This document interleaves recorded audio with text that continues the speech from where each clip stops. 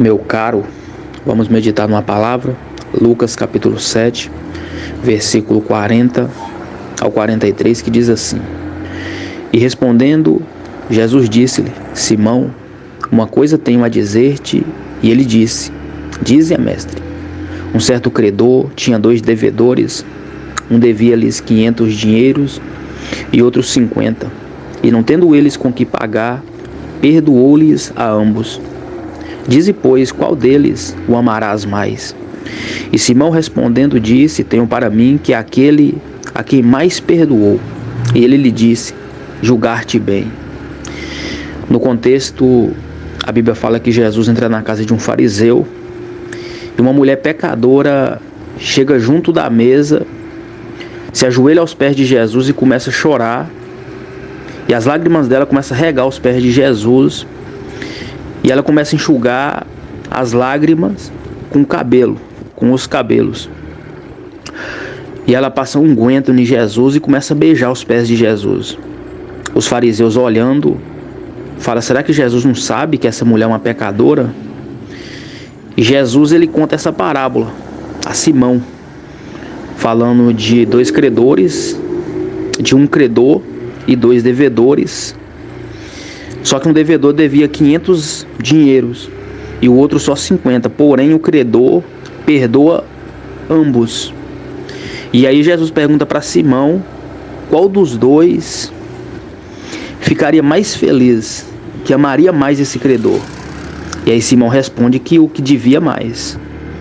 E isso é interessante, porque Deus, ele perdoa todos nós. Só que cada um de nós tem uma parcela de culpa diferente perante a Deus.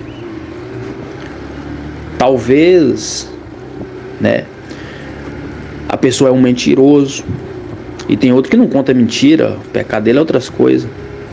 Talvez é um assassino, talvez a pessoa é um adúltero, talvez a pessoa é um drogado, um fumante, uma pessoa que faz do uso de bebida alcoólica, talvez é um trapaceiro, talvez a pessoa é viciada em pornografia. Independente do pecado, tem gente que é assassino, tem gente que é estuprador, independente do tamanho do pecado, do tamanho da dívida.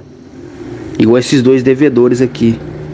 O credor, que é Deus, ele perdoa todos. João, eu não concordo de Deus perdoar um estuprador. João, eu não concordo de Deus perdoar um assassino, um serial killer, uma pessoa que mata sem dó nem piedade, e aí depois ela simplesmente se apresenta diante de Deus pedindo perdão, e Deus vai lá e perdoa. Ele tem autoridade de perdoar. O credor é ele. A pessoa não deve para você, ela deve para Deus. E Deus, ele tem poder para perdoar quem ele quiser, desde que essa pessoa creia no sacrifício perfeito que foi Jesus.